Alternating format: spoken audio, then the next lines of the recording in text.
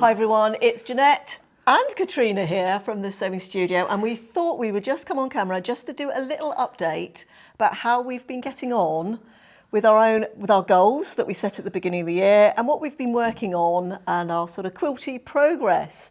So I'm going to ask you, should we start with you, Katrina? Well, I'm uber proud of myself because, you know, I wrote it all down and I wrote it down month by month by month what I was going to do.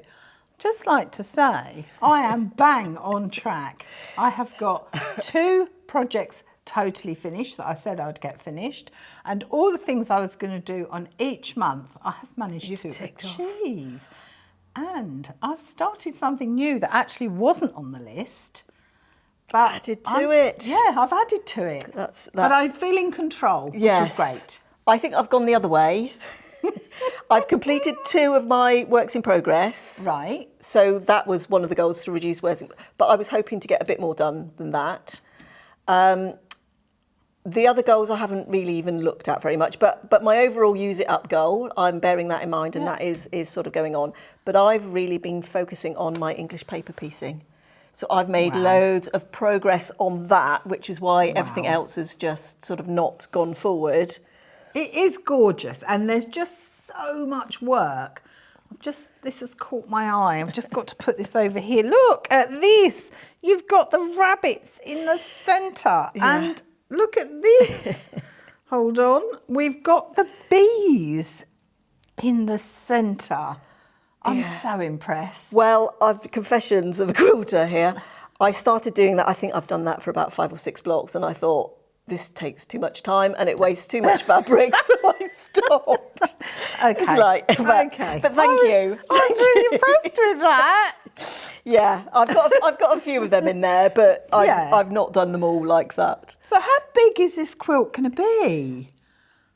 Do you know what? I'm not quite sure, because you don't sort of do it in the traditional block by block. Right. But I know my limits. So my original goal was to do 30 of the sort of main blocks, which are these. Yeah. And I think at the beginning of the year, I think I said I was going to do 1 a month, so they should be finished by September. Yeah. Well, I'd finished all 30 by February. Wow.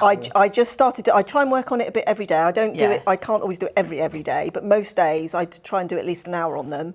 And I just got into the groove, and I thought, well, I'm just going to keep going. So I got them all finished by the end of February. So I'm ahead on that. And then I've started doing the cornerstone blocks. Now I'm just going to lay it out because it's beginning. All right. I was just going to say, how do the cornerstones go? Let me just choose some different colours just so that it looks a bit more interesting. interesting. And do you leave the papers in? I leave all my papers in until right at the end when I'm going to sew it together. So. Because I know I've been asked this about paper piecing. So I've always said, right, if I've got them completely surrounded, then I take the papers out. No, I leave them in. noticed you've left all yours in. Right, okay. Well, particularly when we're working on a big project like a quilt, what can happen is once the papers go out, you start putting stress on your seams. Right, okay. So I tend to keep all the papers in until I'm ready to use it. So this is these are what I call my cornerstone blocks. Yeah. Sorry, I'm just going to, and they're going to connect. Hold on, I just got to figure this out. Yep, like that. Yeah. Okay, and then this one will go in there, and that one will go in there, and then you'll have another one of those. Yeah. Like so. And then once I've got to do 20 of these, and I've done. And then what goes in here? There'll be the little connector units, which have got 6 of these, and then 4 little squares. Yeah. So I'm on 17 of 20 of those. Wow. And then I've got to make 49 connector blocks. It's going to be amazing. So you can have it done by the end of the year. So when we do our roundup... I don't know if it'll be fully done, but I'm hoping all the components and I will have started to actually put it together. And I've also then got to do the bits for the outside because I'm just focusing on the centre of the quilt at the moment. But I'm really enjoying doing these. It's a lot of fun. I can see. A lot of fun. I can see. They're lovely. So let's have a look at what you've got there. Well, mine is much more simple, shall we say. I'm really a fan of squares and rectangles. I've never been much of a fan of sort of triangles and diamonds, and I much prefer squares and rectangles. So I came across this in a book, and at the moment the title of the book escapes me. So what it is each block, let's put it under there. So you cut out your centre square, and then you cut out, these are 1.5 by 2.5, and you actually put it all together. So you've got 3 pieces there, 3 pieces there, and then 3 pieces there. But it all looks like the background, and these all look the same. So every single block has got 13 pieces. And the quilt is 81 blocks. Okay. So there's over 1,000 pieces to cut out for those mathematicians among us. But it is so effective if you just do it in one colourway. So I, as always, pinks, purples. So you do different colour purple blocks to join it up. I mean, I haven't got all of them with me, but just to give you the idea. So those purples. Yeah. So when you look at it, it's just a mass of pinks and purples. Okay, that's and I'm really enjoying doing it at the moment. Before. I've not seen that pattern It's before. a book that's called In Love with Squares and Rectangles, but for the life of me, can't remember who it's by at the moment.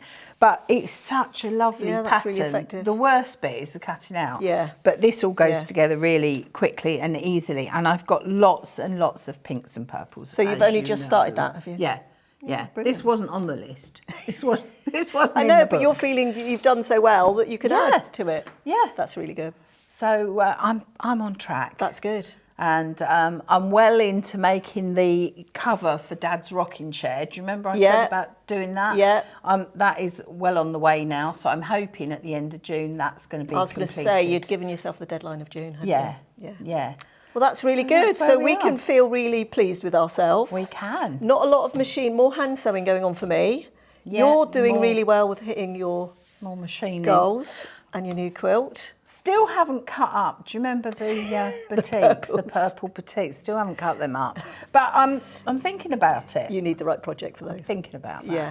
Yeah. So that's where we are. Well, I hope you enjoyed that little update. I think, we're doing well. We're very pleased with our progress. I hope you're enjoying working on your things and you're getting some progress. I'm remembering to take some photos when I can, and we're sharing them through our Instagram and Facebook accounts. So please do the same. You can sort of tag us in those and we get to see what you're doing as well. So thank you for that. Thank you, Katrina. Thank you. It's been lovely getting that catch up from you.